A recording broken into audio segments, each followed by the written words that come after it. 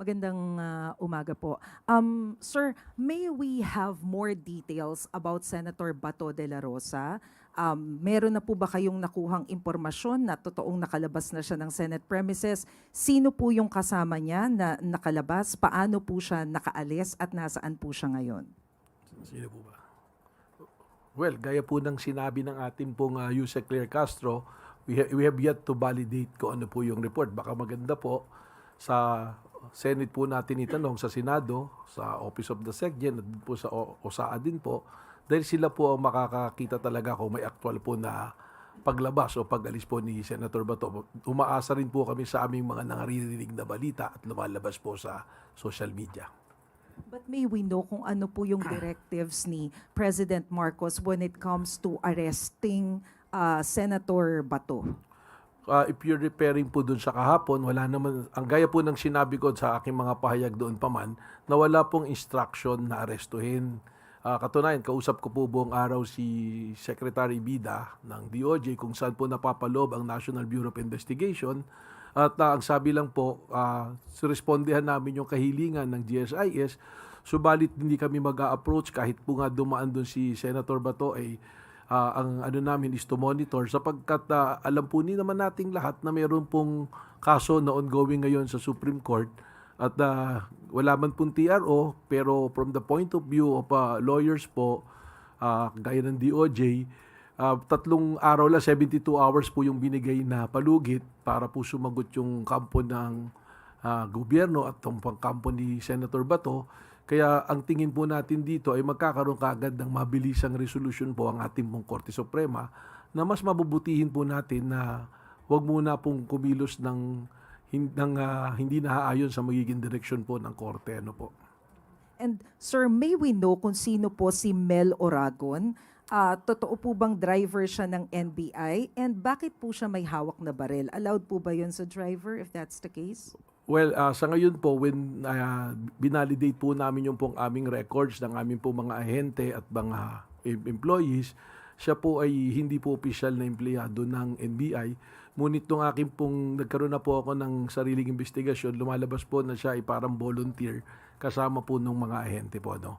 Doon po sa katanungan kung alaw humawak ng baril, yun po kasi yung nakita na naglalakad, pinahawak. Pero yung actual naman po na pangyayari, wala naman po siyang access po dun sa baril na hawak-hawak po niya. So, sir, sorry, panghuli na lang.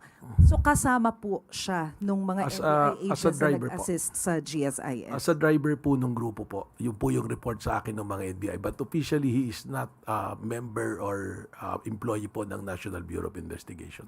Kasi po sa mga operation po namin, just to educate po ang ating pong publiko, lahat po, pag operations po kasi, meron po talaga mga tinatawag na force multipliers, yung mga volunteer po.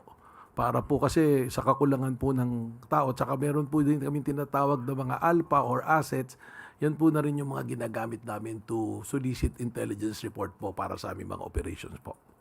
Thank you, sir. Salamat po. Sunod na tanong mula kay Katrina Domingo, ABS-CBN.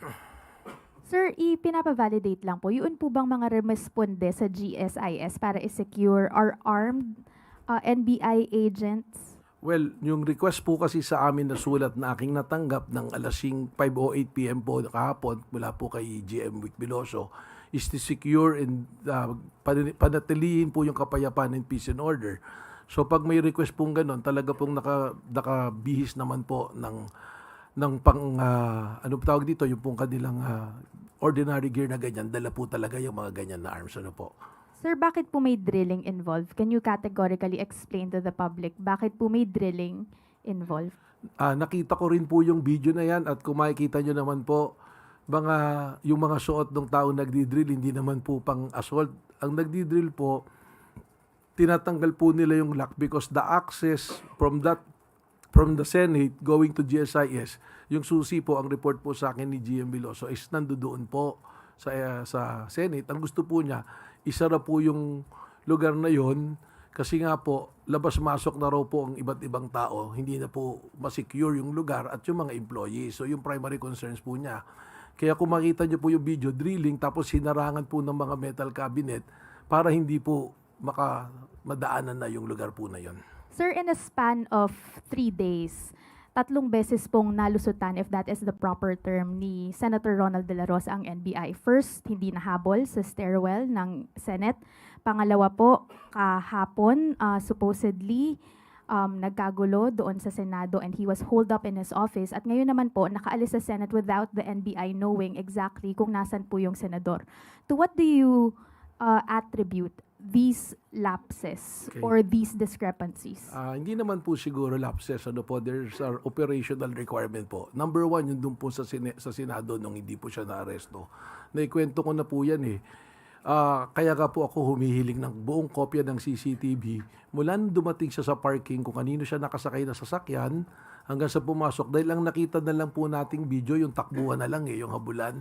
Hindi po naipakita ron na magsiserve na ng warrant, kakausapin na po si Senator Bato, tinakel niya po yung babaeng ahente. Kaya po nagkaroon ng takbuhan.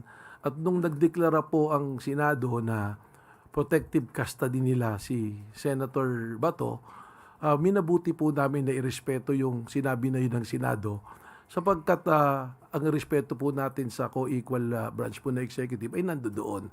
Yung pong mga issue ng legal na wala namang ganong basihan, hindi na po natin po napag-uusapan. Kaya naman, nung dumating na po sa korte, na-validate naman din po yung naging desisyon ng NBI na wag pong arestuhin si Senator Bato.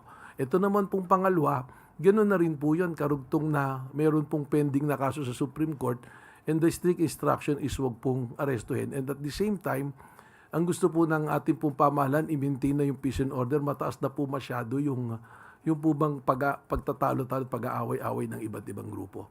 Ito naman po, hindi pa naman po validated kung talagang nakalis na po siya sa Senado at kung saan po nagpunta. Ma'am, sorry, last on my end for this round. Based on the premise or the timeline na nilatag po kanina ni Undersecretary Claire Castro, how convinced is the Executive Department doon sa mga swirling rumors na the chaos in the Senate yesterday was staged, allegedly? Well, that is a part of an ongoing investigation. Ipinasok naman po lahat yan. Sa ngayon po, magkatulong po ang NBI at ang PNP. Re-reviewin po natin yung mga footages kung may mga CCTV at we will use po yung atin po mga forensic capabilities para malaman po natin kung ano po talaga yung nangyari. Ano po. Sunod na tanong mula kay Ivan Mayrina, GMA I address the question to the Chief PNP and the NBI Director. Sir, may we get a categorical answer related to sa tanong ni Katrina? Would you say that the incident at the Senate last night was staged for whatever reason? Kaya po nung sinabi ko, Sir Ivan, yan po ay bahagi pa ng ating ongoing investigation. Ang mapari lang po namin mailahad sa inyo, yung pong inilahad din ni Yuse Claire Castro na factual kung paano po nangyari. We'd rather not draw conclusion po sa isang ongoing investigation, but rest assured po that we have final result of the investigation ay papaalam po natin to sa publiko. Tama po yun. On the part of the Philippine National Police, katulad nung sinabi ko kanina, papasalamat ako, nandito ang ating Director NBI. In as much as the Philippine National Police, siya po ang maglilid ng investigation dito. And of course, we need to account kung sino ang may armas or sino ang security forces na nandun. Of course, meron tayong GSIS building, security, and nandyan na rin ang NBI.